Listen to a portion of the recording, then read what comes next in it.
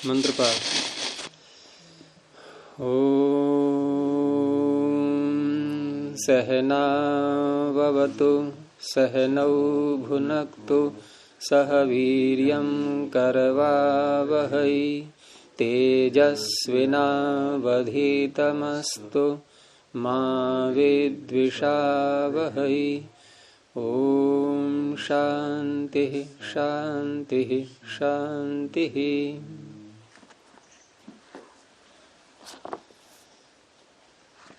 प्रथमावृत्ति की 131वीं कक्षा।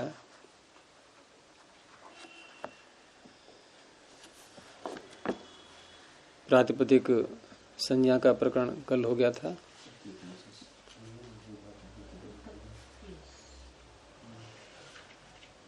छियालीस संख्या तक हो गए सूत्र। आगे है ह्रस्व नपुंसके प्रातिपदिकस्य। ह्रस्व प्रथमैक वचनांतम नपुंसके सप्तम एक वचनांतम प्रातिपदिकस्य षष्ठी एक वचनांतम।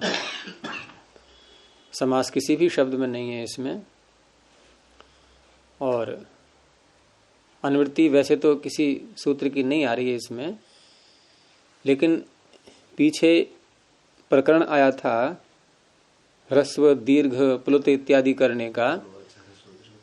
उकालो झ्रस्व दीर्घ प्लुतः, तो वहां अच भी साथ में था, उकालः अच, और उन्हीं को ह्रस्व दीर्घ प्लुत किया गया था, और वही ह्रस्व हम यहां कर रहे हैं। अब तो ह्रस्व तो ठीक है कि अच को होता है, अच का नाम ह्रस्व होता है, लेकिन हम किसी के स्थान पर ह्रस्व आदेश कर रहे हैं। तो आदेश जिसको कर रहे हैं यानी कि स्थानीय, वो तो व्यंजन भी हो सकता है। फिर व्यंजन के स्थान में ह्रस्व यानी कि अच हो जाएगा, हो सकता है नहीं ऐसा? तो इसलिए अचष्ट जो सूत्र पीछे है परिभाषा, उसको यहां ले आते हैं, उसकी अनुवृत्ति आएगी यहां अचष्ट की। अब अचह जब आ जाएगा तो वो षष्ठी है वहां, और अंत विधि ये न विधि तदंतस्य। अब अर्थ हो जाएगा अजंतस्य प्रातिपदिकस्य। अब व्यंजन को नहीं हो सकता अब ये, यानी हलंत प्रातिपदिक को ह्रस्व नहीं होगा। नपुंसके वर्तमानस्य अजंतस्य प्रातिपदिकस्य ह्रस्वो भवति। नपुंसक लिंग में शब्द होना चाहिए, पहली शर्त है ये, और प्रातिपदिक अजंत होना चाहिए। लेकिन नपुंसक लिंग अर्थ में जो प्रातिपदिक है अजंत, उसको ह्रस्व होता है।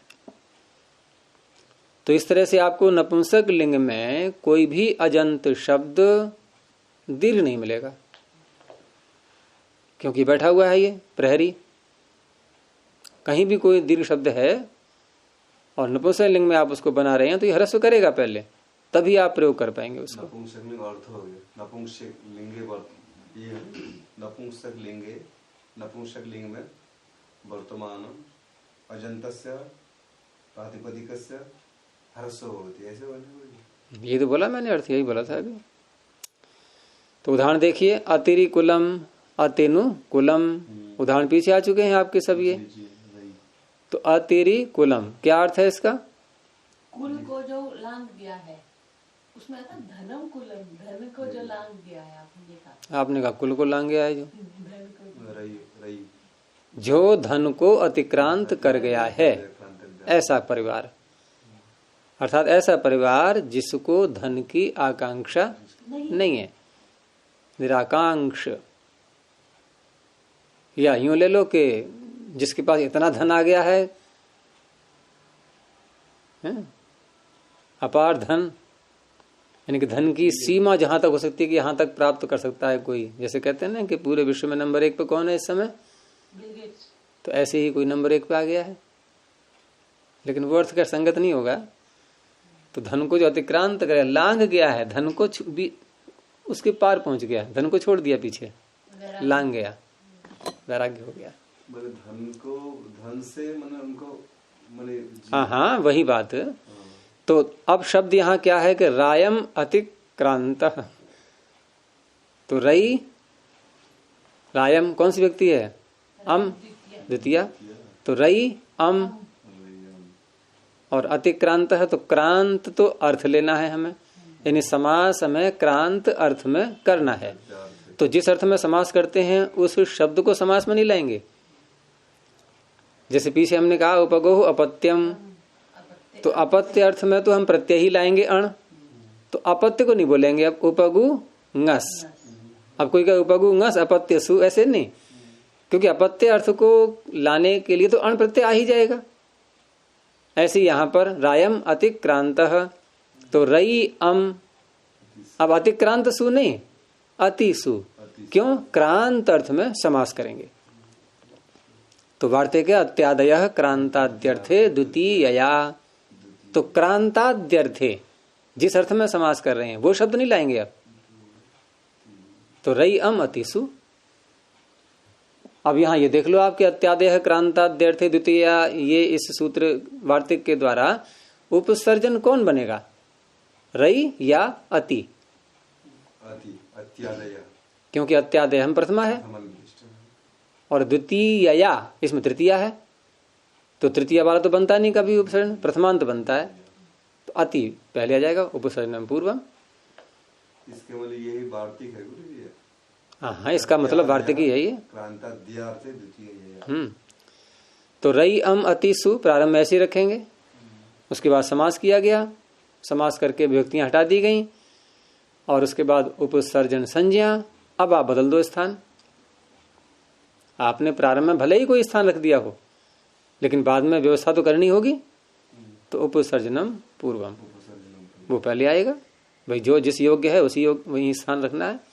जैसे सभा में जाते हैं कहीं बैठते हैं तो भले ही आप प्रारंभ नीचे बैठ गए, लेकिन जब देखा अधिकारियों ने अरे ये तो मंच पर बैठने वाले हैं, मंच पर बैठने योग्य हैं, तो उनको बाद में उठा लेते हैं, भैया आप इधर आ जाइए। तो अति को इधर बिठा दिया गया। अब क्या बन गया शब्द? अतिरई बन गया शब्द तो आपके सामने। लेकिन ये शब्द विशेषण है किसका? कुल का। तो विशेषण में लिंग एक जैसा, तो कुल नपुंसक लिंग में, अतिरई भी नपुंसक लिंग में आएगा। अब इसका समय आ गया सूत्र का। इसने कहा अच्छा आप नपुंसक लिंग बनाएंगे इसको कि हाँ, तो ये दीर्घ है, दीर्घ नहीं रह सकता ये। आई ए आई ओ औ ये दीर्घ होते हैं, ह्रस्व नहीं होते ये कभी भी। तो अब इसने कहा कि ह्रस्व नपुंसक लिंग में यदि कोई प्रातिपदिक है, अजंत, अजंत है नहीं अतिरई, तो इसको ह्रस्व हो जाएगा। अब ह्रस्व करने चले तो अब समस्या आ गई। स्थाने अंतरतम, आई का स्थान देखा गया, क्या है? कंठ और तालु। तो कंठ और तालु के ह्रस्व ढूंढो कौन कौन से हैं। कंठ का ह्रस्व है अ, तालु का ह्रस्व है ई। तो अ और ई दो आ गए उम्मीदवार। अब किसको करोगे? ई को। क्यों? अ ने क्या गुनाह किया था? सेकंड स्टेप पे जाएंगे, स्थान, प्रकृति, गुण। स्थान देख तो रहे हैं हम। अ कंठ है, ई तालु है, स्थान ठीक दोनों है आई में। अब दोनों तो आप कर नहीं पाओगे, बारी बारी से करो फिर। नहीं एक ही करेंगे। क्यों? एक ही लगाना है। तो इसलिए सूत्र बनाया पाणिनि ने, एच एक ह्रस्वा देशे, पक्का नहीं पीछे का आपका, कि जब भी एच के स्थान पर ह्रस्व करते हैं तो एक ही होता है। अब आ बेचारा चला गया, उसने कहा मेरी दाल यहां नहीं गलेगी, तो ई ह्रस्व हो गया, अतिरी कुलम बन गया। सुप्रत्यय लाएंगे, स्वमोर नपुंसकात, लुक हो जाएगा। अतोम लगेगा नहीं, अकारांत होगा तो लगेगा। तो ऐसे ही अतिनु नावम अतिक्रांतम, वहां होगा रायम अतिक्रांतम, नावम अतिक्रांतम। तो अतिनऊ, औ को ह्रस्व हो जाएगा उ, एच इग ह्रस्वा देशे। हाँ, भाई नाव को लांग गया है, अब चल रहा है हवाई जहाज में, पहले नाव में चलते थे। या जो नाव से उतर गया है, नाव को लांग गया। आगे देखिए, गो स्त्रियो उपसर्जनस्य, गो स्त्रियो षष्ठी द्विवचनांतम, उपसर्जनस्य षष्ठी एक वचनांतम। दो शब्द हैं इसमें, गो और स्त्री, तो समास करेंगे गौश्च स्त्रीच इति गो स्त्रियौ। मूल शब्द गो होता है, गौ नहीं होता है। गौ तो प्रथमा के एक वचन में बनता है, वृद्धि होकर के गोतोणित, इससे णित करते हैं, इससे वृद्धि करते हैं। गोतोणित से वृद्धि करेंगे, करने से णित मान के वृद्धि करेंगे। गोतोणित से सु प्रत्यय को, वो सर्वनाम स्थान को णित के समान बनाते हैं, णितवत। किसको? सर्वनाम स्थान को। और णित का मान करके, तो सर्वनाम स्थान को जब णित के समान बना दिया, यानी 5 प्रत्यय, तो 5 स्थानों पर अचोणिति से वृद्धि होगी। अब तो ओ को वृद्धि क्या होगी? औ। तो गौ सु, गौ औ, गौ जस, गौ अम, गौ औ, और आगे गो शस। अब नहीं होगी वृद्धि, गया, निकल गए पांचों। तो 5 में क्या रूप बनेगा? गौ, गावौ, गावह, गावम, गाम। वहां ओ को आ हो जाता है, औ तुम शसो हो, गाम, गावौ, फिर गाह, वहां फिर आ हो जाएगा ओ को, औ तुम शसो हो, अम और शस। अब गो ही रहेगा आगे, गवा। अब आदेश तो होगा अब, और अगर यहाँ गौ होता तो गावा बनता, गवा, गोभ्याम, गोभी, सब जगह गो रखना है आपको। अब आदेश है तो करो, नहीं तो मत करो। तो क्या बोल रहे थे हम? गौश्च स्त्रीच इति गोस्त्रियो, तयो हो गोस्त्रियो हो, षष्ठी है इसलिए। ये भी क्योंकि ह्रस्व के प्रकरण में है सूत्रीय, तो ह्रस्व की ऊपर से अनुवृत्ति आ रही है, और प्रातिपदिक की भी आ रही है। ह्रस्व है प्रातिपदिक से, नपुंसक शब्द हट गया है, क्योंकि इसमें तो गो स्त्री अलग से आ गए ना। अब यहाँ नपुंसक का कोई प्रसंग ही नहीं है, कोई संगति नहीं बैठेगी। तो अब ये सूत्र जिसको ह्रस्व कर रहा है, उसमें एक बात इन्होंने और जोड़ी है सूत्र में, वो जोड़ी है उपसर्जनस्य। और उपसर्जन आप जानते ही हैं, किसे कहते हैं? प्रथमा निर्दिष्टम समास उपसर्जनम। 4 समास हैं हमारे सामने। मैं फिर दोहरा रहा हूं पीछे की बात, कोई नई नहीं बता रहा हूं, अभी आपको तुरंत पकड़ में आनी चाहिए कि अव्ययी भावः सूत्र, अविभाव समास। अब अविभाव समास करने वाले सूत्रों में सबसे पहला सूत्र कौन सा है? अव्ययम विभक्ति समीप समृद्धि। इसमें 2 पद हैं, एक सप्तमी का है, एक प्रथमा है। तो प्रथमा जिसको कहता है उसका नाम उपसर्जन। तो अव्ययी भाव समास में 1 बनेगा उपसर्जन। आगे तत्पुरुष। यहां भी तत्पुरुष समास करने वाले सूत्रों में द्वितीया श्रितातीत पतितगता यहां से प्रारंभ हो जाता है। यहां भी द्वितीया प्रथमांत पद है और श्रितातीत तृतीयांत है। तो द्वितीय जिसको कह रहा है वो बनेगा उपसर्जन, यानी यहां भी 1 ही बनेगा। अब आया बहुव्रीहि अनेकम अन्य पदार्थे, ये समास करने वाला है। यहां अनेकम प्रथमांत है, अन्य पदार्थे सप्तमी है। लेकिन अनेकम का अर्थ क्या है? 1 से अधिक। तो स्पष्ट है कि बहुव्रीहि समास में 1 से अधिक उपसर्जन होंगे। अब 1 से अधिक कह लो या यूं कह लो कि बहुव्रीहि समास में जितने भी पद होंगे वो उपसर्जन ही होंगे। ठीक है। अब आया द्वंद्व। 4 थे द्वंद्व। द्वंद्व में कौन सी व्यक्ति है? प्रथमा। उसको भी छोड़ो आप, अनुवृत्ति आ रही ऊपर से अनेकम की, अनेकम प्रथमा है। तो वही बात यहां भी है, यानी कि द्वंद्व समास में सारे पद उपसर्जन होते हैं। बराबर क्यों बोल रहे? तो 2 समास ऐसे हैं जिनमें 1 पद उपसर्जन होता है। बहुरी ही द्वंद्व में सारे ही होते हैं उपसर्जन। ये बात ध्यान में रखते हुए अब इस सूत्र को घटाएंगे हम आगे। क्या बहुव्रीहि में जितने पद होते हैं सब होते हैं उपसर्जन, सब उपसर्जन संज्ञा होते हैं।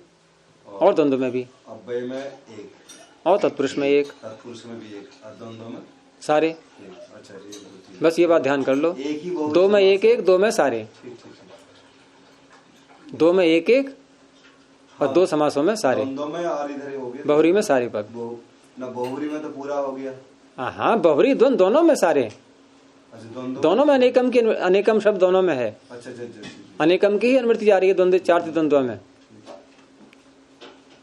चलें आगे। अब यहां जो शब्द है उपसर्जन, ये गो के साथ भी जोड़ेंगे और स्त्री के साथ भी जोड़ेंगे।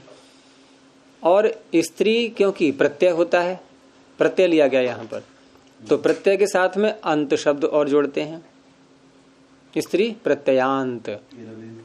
ठीक है। अब एक चीज यहां पर और भी है, वो खैर आगे महाभाष्य काशिका वगैरह में आएंगे ये विषय, कि यहाँ उपसर्जन शब्द जो है इसके साथ में घटेगा गो और स्त्री के, तो एक अंत यहां पर और जुड़ेगा। गो के साथ भी जोड़ेंगे अंत को, और स्त्री प्रत्ययांत, यानी स्त्री प्रत्यय है तो प्रत्यय के साथ में अंत जोड़ते हैं, तो स्त्री प्रत्ययांत, एक अंत और जुड़ेगा।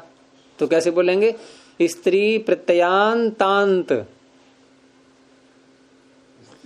देखो एक तो स्त्री प्रत्यय है इसलिए अंत एक पहले से आ गया डिफॉल्ट, स्त्री प्रत्ययांत, और एक अंत ये सूत्र और जुड़वा रहा है, वो गो के साथ भी जुड़ेगा, इधर भी जुड़ेगा। तो उपसर्जन गो शब्दांत, उपसर्जन स्त्री प्रत्ययांतांत। अब आ गया समझ में? ऐसे अर्थ करेंगे इसका। उपसर्जन स्त्री उपसर्जन गो तो होना चाहिए उपसर्जन, लेकिन ये ऐसा गो उपसर्जन जिसके अंत में है वो शब्द, जैसे आगे उदाहरण आएगा चित्रगु, तो चित्रगो शब्द है, तो चित्रगो में गो है उपसर्जन, चित्रगो तो नहीं है, विशेषण होगा चित्रगो। अब उपसर्जन गो अंत में है जिसके, तो एक अंत जोड़ना पड़ा कि नहीं? अब बना चित्रगु शब्द, चित्रगो। उपसर्जन गो अंत में है जिसके। ऐसे हमने कहा निर्वाराणसी, तो वाराणसी स्त्री या स्त्री प्रत्यांत है, स्त्री है या स्त्री प्रत्यांत है? स्त्री प्रत्यांत है। और निर्वाराणसी कैसा है? स्त्री प्रत्यांतांत है, स्त्री प्रत्यांत, स्त्री प्रत्यांत अंत में है जिसके।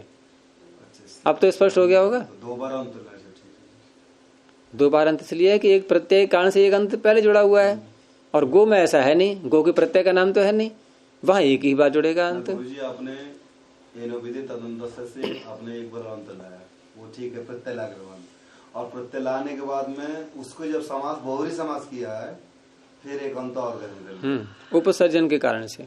उपसर्जन जो है ना यहाँ पर संपूर्ण पद बहुरी समास में उपसर्जन होने के कारण एक अंत और हमने एक अंत और जुड़ गया है। तो अर्थ बन जाएगा उपसर्जन गो शब्दांतस्य प्रातिपदिकस्य और उपसर्जन स्त्री प्रत्ययांतान्तस्य प्रातिपदिकस्य ह्रस्वो भवति। अब देखिए उदाहरण कि चित्रगुह, कई बार सुना है आपने शब्द तो ये पीछे कई प्रकरण में आ चुका है ये। एक चित्रगुह और एक वो था पीताम्बर, ये दो शब्द बहुत आते थे बार बार। और क्या समझाने के लिए? वो है ये क्या समझाने के लिए? तद्गुण संविज्ञान और अतद्गुण संविज्ञान बहुव्रीहि।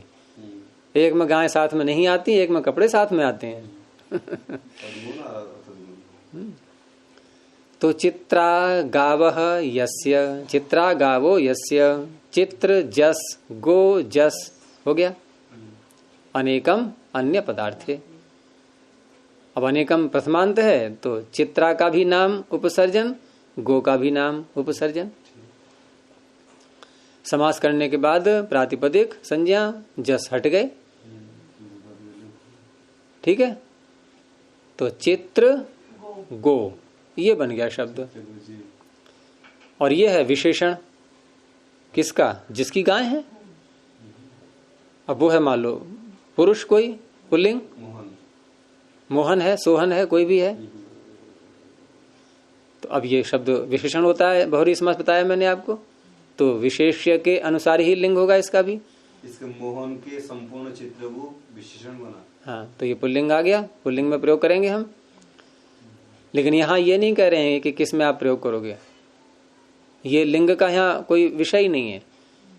यहाँ तो ये कह रहे हैं कि आपको ह्रस्व करना पड़ेगा, चाहे महिला हो वो, भाई महिला की गाय नहीं हो सकती क्या चितकबरी, ठीक है ना। तो वहां भी ये कोई लिंग के आधार पर नहीं कर रहा है। तो चित्र गो, अब स्थिति क्या है यहां, उपसर्जन गो शब्द पहली बात देखेंगे, और वह उपसर्जन गो शब्द अंत में है जिस प्रातिपदिक के, क्योंकि अंतिम शब्द है हमारा प्रातिपदिक, और प्रातिपदिक कैसे बना था, ये कृतधित समासाश्च, समास होने से बना है प्रातिपदिक। समास जब तक आप नहीं करेंगे तब तक ये सूत्र नहीं लग पाएगा, क्योंकि इस सूत्र को लगाने के लिए आपको प्रातिपदिक पहले बनाना होगा। प्रातिपदिक बनाने के बाद ही सूत्र लगेगा। हाँ, तो इस तरह से अब ये चित्र गो शब्द उपसर्जन गो शब्दांत प्रातिपदिक हो गया है। अब ये अब इसको ह्रस्व कर दिया, और एच एक ह्रस्वादेश आपको यहां भी लगाना होगा। क्यों, आप एच को ह्रस्व कर रहे हैं इसलिए। चित्रगु सु आकर के विसर्ग। शबला गावो यस्य, शबलगु, वही चितकबरी अर्थी वैसा ही है, रंग बिरंगी चितकबरी, रंग बिरंगी। अब दूसरा उदाहरण स्त्री प्रत्यांत का। तो स्त्री प्रत्यांत शब्द पहले ढूंढेंगे, जैसे वाराणसी है, कौशाम्बी है, ये ङीप प्रत्यांत या ङीश प्रत्यांत शब्द हैं ये। अब इसमें प्रयोग करना है हमें किसी शब्द में समास करके। तो निष्क्रांतः, ये कल भी आया था, निष्क्रांतः कौशाम्ब्याः, जो कौशाम्बी से निकल गया है, ऐसा कोई व्यक्ति, हाँ, जो वाराणसी से निकल गया है। निर्गतः वाराणस्याः, तो निर सु कौशाम्बी, कौशाम्बी ngस, ngस, ngसी, ngसी, ngस नहीं, ngसी पंचमी है ना, कौशाम्बी से जो निकल गया है। तो निरसु कौशाम्बी ngसी, समास किससे, कल तो किया ही था। निरादयः क्रांताद्यर्थे, विभक्ति आप इसके अनुसार बदलोगे। देखो वार्तिक, वो वार्तिक कैसा है, फ्लेक्सिबल। अच्छा, हाँ। कैसा वार्तिक है, तो गुरुजी इसमें फ्लेक्सिबल। निरादय क्रांत्याद्य, यहाँ पंचम में बोल दो, निरादय क्रांत्याद्य आपको छूट है, पंचम में, यहाँ पंचम में बोल दो, आप छूट है आपके लिए। तभी तो मैंने कहा फ्लेक्सिबल है वार्तिक, वो कोई स्थायी नहीं है, आप बदल सकते हो उसको, आपको अधिकार दे दिया गया है, आपको एडिटिंग का अधिकार दिया गया है उस वार्तिक में। तो निरादय क्रांताद्यर्थे, और सुनो आप, क्रांताद्यर्थे को भी आप बदल सकते हो, और निरादय को भी बदल सकते हो। वो सारा ही वार्तिक फ्लेक्सिबल है पूरा, जहां आपको जैसा दिखाई दे रहा है वैसा बना लो। अगर क्रांत अर्थ नहीं है, कोई और अर्थ निकल रहा है, वो बोल दो, आदि लगा दो, आद्यर्थे आद्यर्थे आद्यर्थे बोलते जाओ, उधर विभक्ति बदलते जाओ, इधर निरादय बोल दो, प्रादय बोल दो, कुछ ही बोल दो, जो आपको उपसर्ग दिखाई दे रहा है वैसे ही बोल दो। उपसर्ग नहीं कहना चाहिए, निपात, उपसर्ग तो क्रिया के योग में होते हैं। तो निरादय क्रांताद्यर्थे पंचम्या, पंचम्याः नहीं, पंचम्या तृतीया, पंचम्यंत के साथ, वहां पंचम्या में तृतीया है, पंचमी में तृतीया, पंचम्या में तृतीया है, पंचम्यंत के साथ, सह, हाँ, सुबंत का, सुबंत के साथ। तो निर सु कौशाम्बी ngसी, समास करके विभक्तियां हट जाएंगी, हैं? समास आपने कर लिया, तो समास करके विभक्तियां हट गई, क्या रह गया,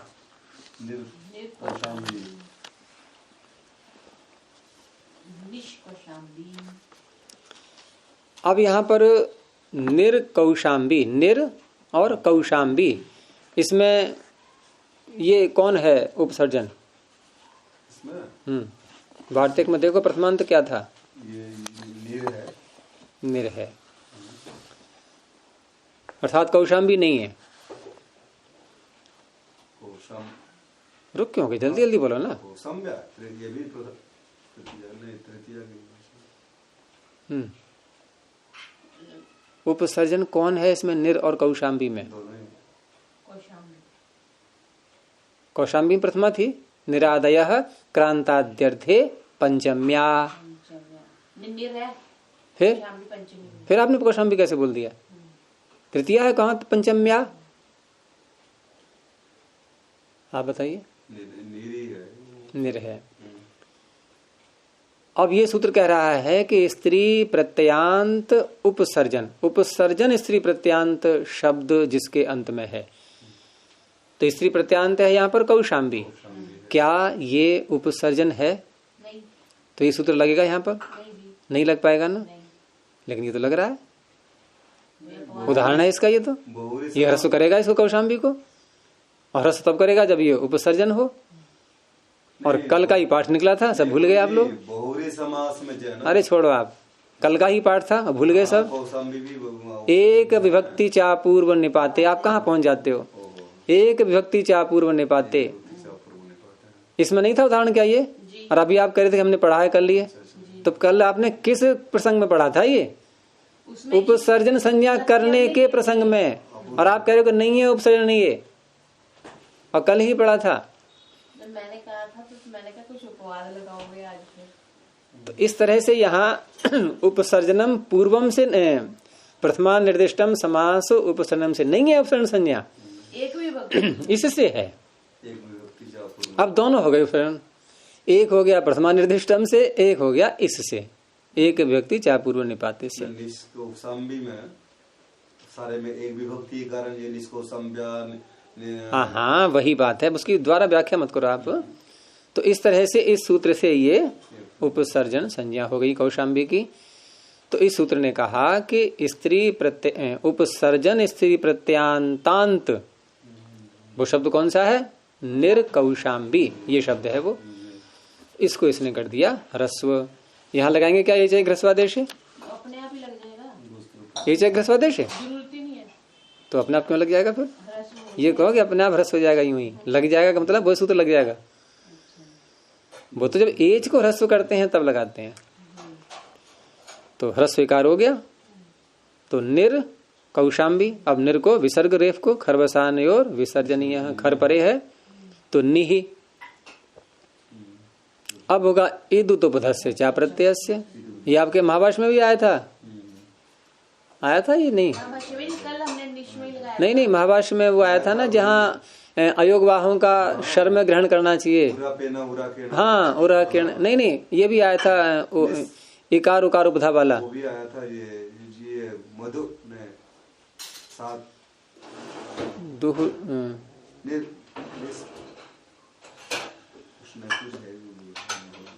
तो यहाँ ईदुतोपधस्य चा प्रत्ययस्य, इस सूत्र से इस विसर्जनीय के स्थान में निहि, इसके स्थान पर मूर्धन्य शकार हो जाएगा। इकार उकार उपधा में है जिसके, ऐसे विसर्जनीय के स्थान में जो कि प्रत्यय का नहीं होना चाहिए, ईदुतोपधस्य च अप्रत्ययस्य, प्रत्यय का नहीं होना चाहिए, उसके स्थान पर मूर्धन्य शकार निष्कौशाम्बी।